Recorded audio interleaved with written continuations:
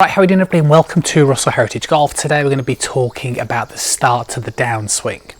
It's a really key area. What's been happening is that I've been doing online lessons recently, like I always do really, and then I'm basically trying to help that person find a way to create the right sort of feel and the right sort of movement, and then basically share the information with you guys as well. One of the things that I see is a difficulty in the early downswing, basically how to initiate the downswing. So I tend to see golfers that do things like either excessively go tilted with the pelvis in an upward fashion, or I see golfers that potentially go and move this sort of way, which would be classed as a sort of spinning out motion.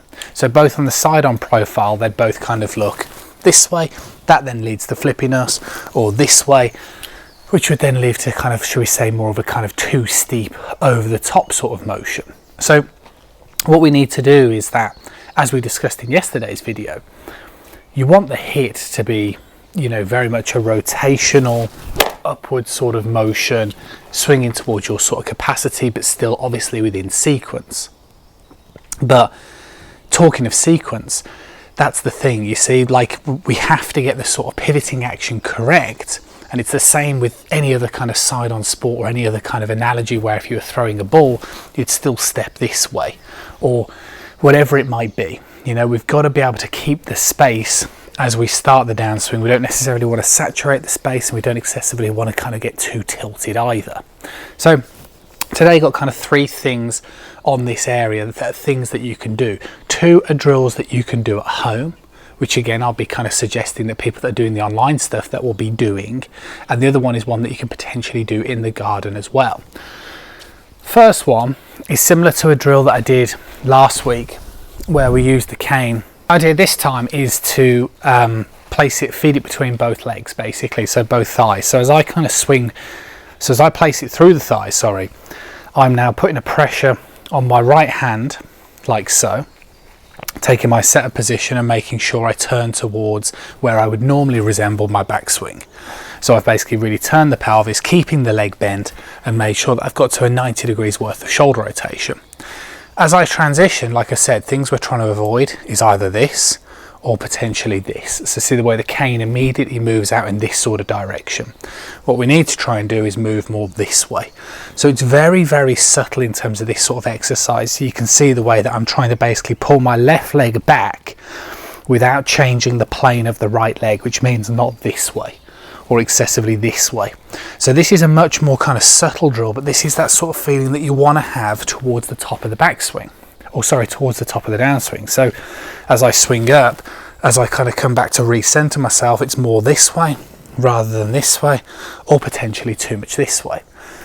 So that's definitely one of the drills.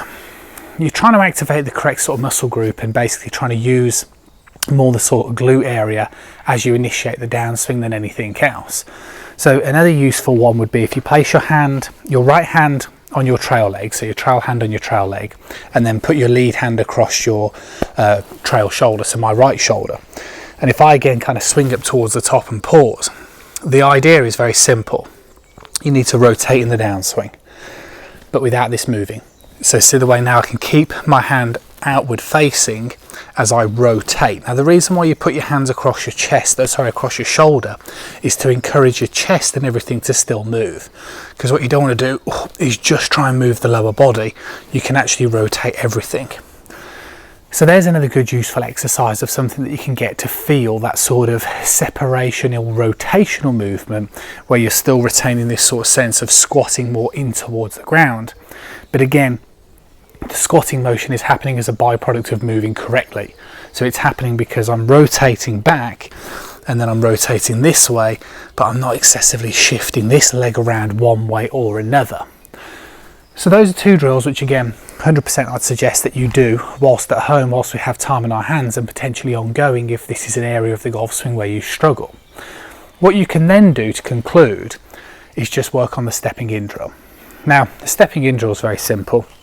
If I kind of mimic up to next to this ball, you would basically step up to the ball like you normally would, place your lead foot by your trail foot, and to be honest then from there it's possibly easy just to place the club head opposite your feet.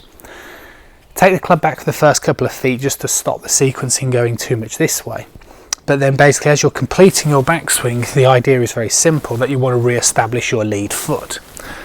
Again, when we see this drill being done, it seems really, really easy.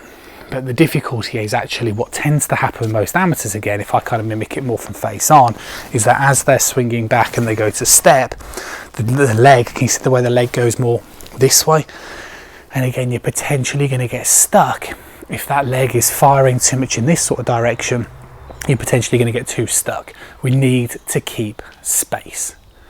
So what you would be doing and what you'd be looking for is, again, as I'm stepping, see the way the upper part of my leg is still outward facing as I'm stepping and recentering back over the ball. Then from there, then you can go hard. Then you can kind of go down and rotate through the golf ball.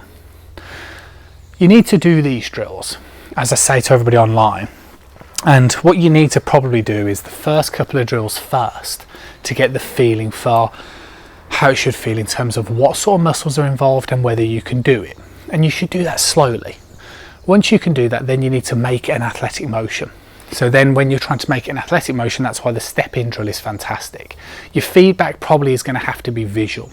And what you're basically looking for is that from a face-on perspective, when you're videoing your golf swing, in the early downswing, so this area, this leg would be outward facing, this leg would be outward facing relative to the camera that would be face on upon you.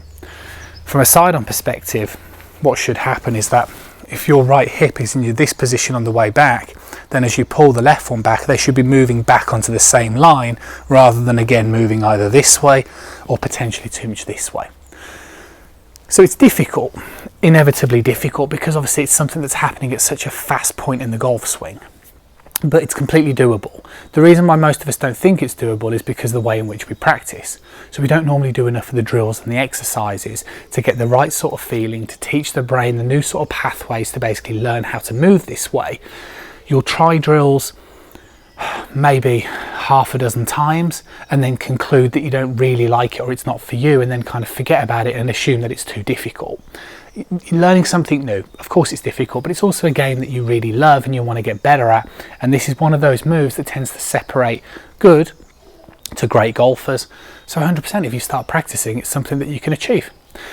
So hopefully you enjoyed the video. Always appreciate a thumbs up and a like, and remember, it's absolutely free to press that subscribe button. If you're going to do so, press the little bell icon to receive notifications every time a new video comes out. 3 drills there. The cane drill, that's a really good one as a visual. Then you've got this one. This is a good one as a feeling, to move the other body away from the leg. And then obviously you've got the stepping in drill as your sort of advanced progression level as well. Catch up with you soon.